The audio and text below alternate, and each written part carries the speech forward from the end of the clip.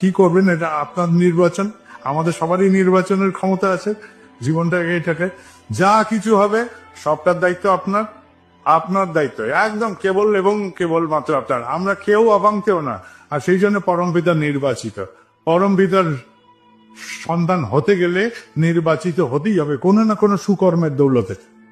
আমরা কেউ না এরকম আমি মানি না, আমরা সবাই কেউ কেটা, আমরা সবাই কেউ কেটা। ওই যে ভিখারি যে ভিক্ষা করে খাচ্ছে, সেও যখন জয়গুরু বলছে এরকম করে বুক চিকিয়ে, আমি মনে করি তার সাথে ঠাকুর দাঁড়িয়ে আছেন, আর তার সাথে যখন ঠাকুর দাঁড়িয়েছেন সে মূল্যবান, আর সে কখনো অপাঙ্ক্তেয় হতে পারে।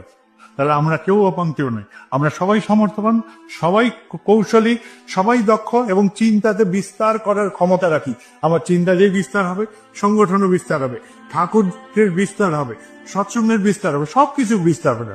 ঠাকুর বলছেন ফুল ফুটলেই গন্ধ বেরোবে, এর কোনো মানে নেই যতক্ষণ না তার দিয়ে হাওয়া দিতে হয়। তাহলে আমি হাওয়ার কোনা, আমি এই হাওয়ার প্রবাহ, তাহলে আমি কেউ নই। কে বললো? হাওয়াকে না হয় দেখাই যায় না। এখানে কথা হচ্ছিল যে আমরা কেউ নই, সব ঠাকুর করেছে, সব আমি মেনে নিচ্ছি, কিন্তু আমি সেই হাওয়া, সেই পবনের জোকা, সেই পবনের মুক্ত প্রবাহ, যে এই প্রবাহকে ঠাকুরকে বিস্তারে নিয়ে যেতে পারে, ঠাকুরের সমস্ত বার্তা।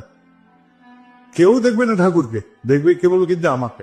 আমি কিভাবে প্রকাশ করছি আমার আচরণ দিয়ে, ব্যবহার দিয়ে, কথা দিয়ে, তাই দেখবে, আর কিছু দেখার দরকার নেই। তাই আমি সবাইকে আজ বলি যে এই পোশাকের আড়ালে থাকবেন না। এই পোশাকটা বলছে আমি জয়গুরু পার্টি, মুখে যদি বলেন জয়গুরু, হ্যালো হয়ে গেল জয়গুরু। এই দুটো যদি ধাঁচা খুলে দেওয়া যায়, আমি যে পোশাকে থাকি, স্বাভাবিক সাধারণ নিত্য পোশাকে যদি থাকি, যদি মানুষ চিনে যায় যে তুমি বেটা একটা অন্য কিছু মানুষ আমাদের মধ্যে এসছো, তাহলে বুঝবেন যে আপনার মধ্যে দিয়ে ঠাকুর প্রকাশ পাচ্ছে। এটাই হচ্ছে প্রমাণ, এটাই প্রমাণ, আর কিছু না। গামছা পরে থাকেন, লুঙ্গি পরে থাকেন, ধুতি পরে থাকেন, কি পায়জামায় থাকেন, কি জিন্সে থাকেন, আমার যায় আসে না। কিন্তু প্রকাশটা যদি কেউ টের পেয়ে যায় যে তুমি ভাই তো একটু অন্যরকম মানুষ ঠেকছে, এইটা যদি তার মনে থেকে যায়, তাহলে বুঝবেন যে আপনার দিয়ে ঠাকুর প্রকাশ হচ্ছে।